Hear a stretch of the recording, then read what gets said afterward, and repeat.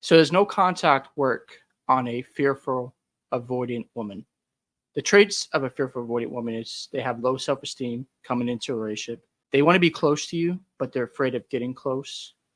They believe they're not lovable or worthy enough to receive love. And what they tend to do is withdraw from the relationship. So you might see in this pattern is you guys get along at first, you start to get close, and then she pulls away. It's like a tug of war. She wants to get close to you, but she's pulling back at the same time. And then when it comes to rejection, whether it's rejecting you or you reject the woman, she's going to react in a negative way with this attachment style. Now, if you're in no contact dealing with this type of woman, is she going to return? There's definitely a chance because it depends on how close you guys were. I like to say every time is every relationship is different. And depending on the depth of the relationship, were you guys in love? Were you guys talking about eventually getting married? There's a lot of different factors going on. And every personality is very different. There's a chance she will reach out again. Now, the reason why I say that is because she has emotions. And eventually those emotions are going to override her logic. And she might think to herself, you know what? Why did I break up with him? He was really good to me. And if you walked away correctly and didn't beg, you've got a shot here. Now, another thing you want to keep in mind is if she does reach out and break no contact, what is that conversation going to look like? Because if you don't address the concerns you have, and it's like every relationship, if there's concerns you want to talk about and communicate, and you're not going to bring that up, then it might go back to square one, where you guys are in a relationship, you start to get close, and then the cycle repeats itself.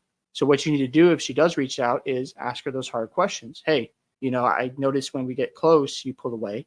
I noticed that when I say no to something, you react in a negative way. I don't mean it in a way where I don't love you or care about you. It's just something that I'm saying no to. So bring those things up in your conversations and then ask those tough questions and make the determination whether you want to get back together. Because again, the purpose of no contact is to help both of you reset the relationship and also help you move on.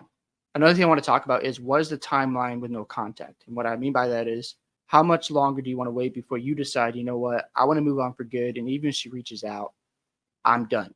Is that 3 months? Is that 6 months? How long do you need to wait to heal and recover before you say to yourself, you know what, I'm going to find somebody new? Because these are good questions to ask yourself.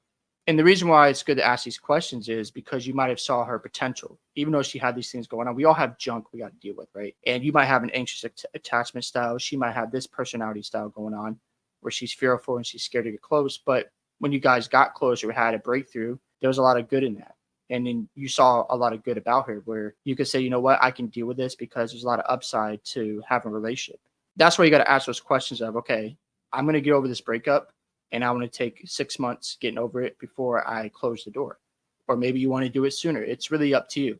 This is your timeline during no contact. If she doesn't reach out 3 months later and you find somebody you like and all of a sudden she contacts you, do you want to get back together? Those are questions you should be asking while you're going through your process because she broke up with you.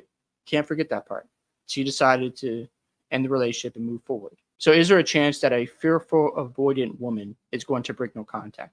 There is a chance, but you have to keep in mind her personality. She doesn't handle rejection really well. So in her mind, she might not reach out, but also she's an emotional creature.